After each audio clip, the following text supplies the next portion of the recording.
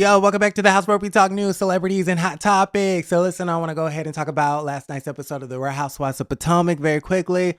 But before that, last night we did get this interview podcast with blogger, producer, talk show host, Mr. Carlos King, and Mia Thornton's boyfriend, Mr. Incognito of Atlanta, Georgia. So, listen, y'all know Mia left Gordon for this man Incognito, and apparently they met in high school, and then they moved to North Carolina together, and then they broke up, went their separate ways. He started his radio career. She got married and became a stripper, and then got married again to Gordon, and now she became a housewife. She's separated from Gordon, and then she's, I guess, rekindling this situation with Mr. What's his name? Incognito. Why is that such a hard name to say? Incognito. Okay. Anyways. So she has this relationship with Incognito. With Incognito. And now he's doing an interview with Carlos King, which I find to be really strange because I just kind of feel like, why are you doing interviews? Like, it's giving clout chaser. It's giving why? Right? It's giving they are interviewing and auditioning. They're trying to set it up so that Mia can get a season 4. And I'm just trying to figure out what the hell going on. Okay. I don't really understand it. I feel like it's kind of weird. I feel like Mia should be doing the interview with Carlos King. Like, Mia has a reality TV show to promote called The Real Housewives of Potomac, not Incognito. So I don't know what sort of PR stunt they're trying to pull. But I think it's kind of weird, and I think it's kind of clout chasery. But y'all let me know how y'all feel about the situation in the comments down below. And then there was nothing really to it. I mean, I guess the point of him going on there was to say, I guess, explain how he knows Mia, how he rekindled his relationship with Mia, and to let us know that he's madly in love with Mia, even though Mia just got separated from Gordon and is still a married woman. Okay, I'm just saying. I just want the facts to be known. So y'all got to let me know how y'all feel about that in the comments down below. Okay, so last night's episode of The Real Housewives of Potomac was quite interesting because, I really appreciate the fact that Karen and Candiace are the only ones that are actually putting in the work to make this season somewhat classy with a budget, because we all know that Real Housewives of Potomac is the low budget housewives show. I mean, they went to Austin, Texas, and they were doing stuff with chicken shit and painting vaginas and Karen's hairy mole in the hotel room. And then you had them hanging out at the hotel lobby and hanging out at the hotel pool.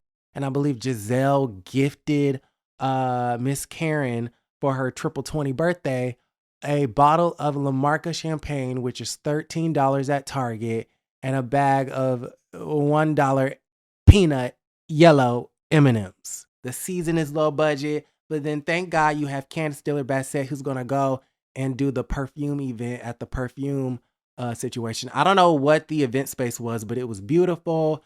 There was a beautiful luncheon for Mother's Day. They were outside the garden with all the flowers, and everybody was in their high tea outfits, and it was just fabulous.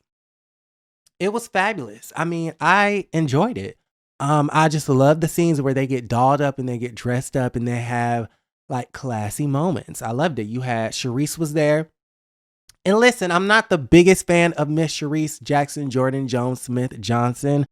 However, I will say that the day rate that they're paying her, they're getting their money's worth, because I do believe that when she shows up to work, that she asks the questions that need to be asked, and I do appreciate that. And we found out that Ashley is, really dragging her feet when it comes to this divorce between her and Mr. Michael Darby, which is really interesting. And then Sharice also brought up the stuff with Jacqueline to Mia's face, and how Jacqueline is still upset with Mia over some of the things that transpired last year. And so, listen, Sharice is being that bone carrier, and she's doing what she needs to do when she's getting the information out of the women. And I do appreciate Sharice and her messy ways. I feel like if you're going to be a friend of the show, you need to play a role and you need to have a purpose. And I feel like Sharice is finding her purpose. We don't want you onto the show to come after Karen. Okay? Karen is not coming for you, so we don't know why you're sending for her. Or she did not send for you, so we don't know why you are coming for her, Sharice. Okay? However, we do accept you in this role of being messy and trying to be a producer plant and get the information out of the ladies, okay? What else do we have going on? Okay, so we had that event. Oh, so Sharice was there. You had Sheila, Ashley's mom was there. That was really nice because, again, it is Mother's Day. You had Mama Dot. Candiace's mom was there, who we absolutely adore. And then Nneka's sister was there. Now, Giselle was not invited for obvious reasons. Her and her luggage stayed at the house, the backwards forwards house. Then we also had Wendy was not there. Okay, and the reason why Wendy was not there, according to her, is that she had an event that was planned beforehand celebrating, I guess, the paperback release of her My Tears of My Mother, a Nigerian upbringing book. Okay, y'all know the name. It's a long ass title. Okay, The Tears of My Mother, My Nigerian Upbringing. Y'all know. Okay, so she has the book, the paperback. There's an event going on. But a lot of the folks feel like Wendy's excuse and her not showing up to this Mother's Day event for Candiace is mighty convenient because Nneka's there and Nneka's with her sister.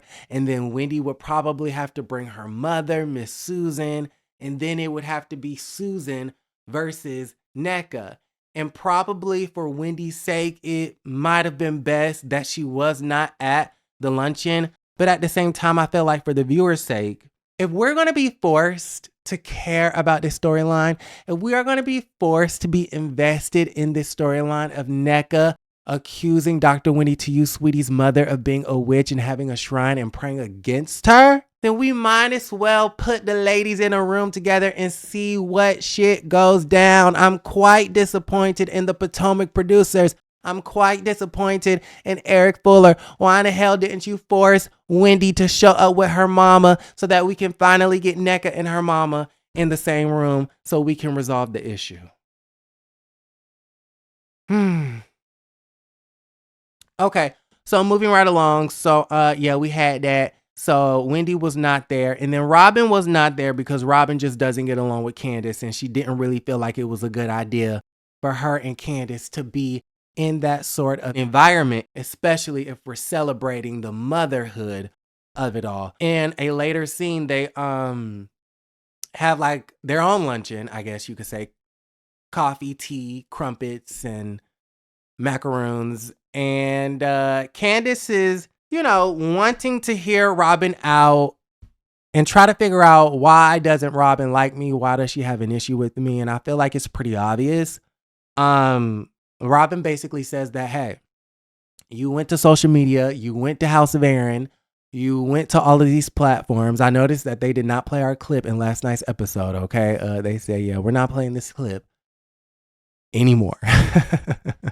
She's like, oh, you went to social media, you went to House of Aaron, you did interviews, you went to the internet and the press and the media, and basically said all of these hurtful and harmful things about me, and we're supposed to be friends, which I do understand Robyn's POV. If we're friends, you should be sensitive in the manner in which you talk about me via social media, okay? But I also feel like Candiace has a point when she's talking about, because they broke a lot of walls, okay? They broke the fourth wall, the fifth, and the sixth wall, right? Because we're on a show and then you decide to come out with this information behind a paywall after you were exposed, et cetera, et cetera, et cetera.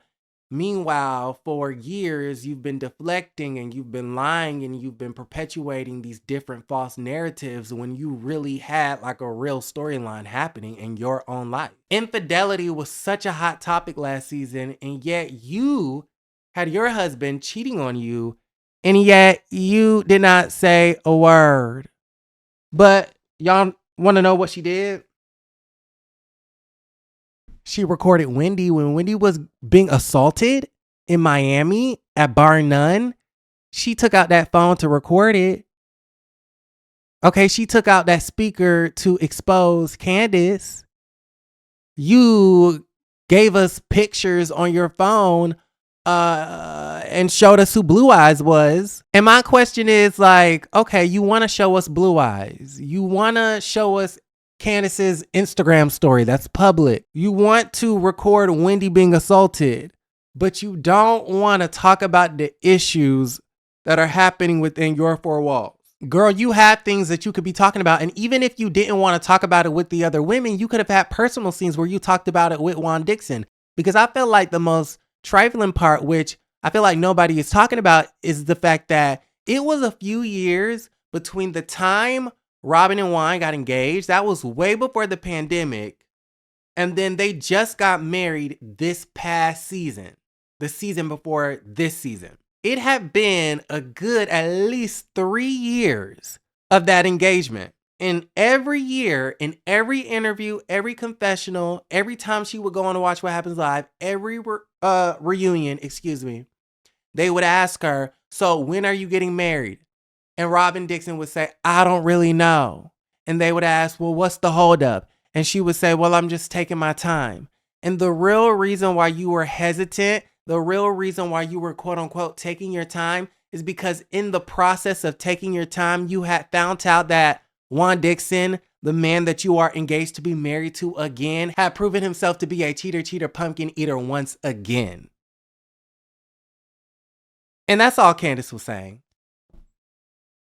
So could Candiace acknowledge the fact that she did not handle her friend in a sensitive manner? She did not speak about her friend in a sensitive manner. Absolutely. Her words were kind of harsh. But Robyn, acknowledge the fact that, yes, I did deflect. I was deflecting for years. Yeah. Y'all let me know how y'all feel about the situation in the comments down below. Like the video, subscribe to the channel, and don't forget to create a great day. Bye.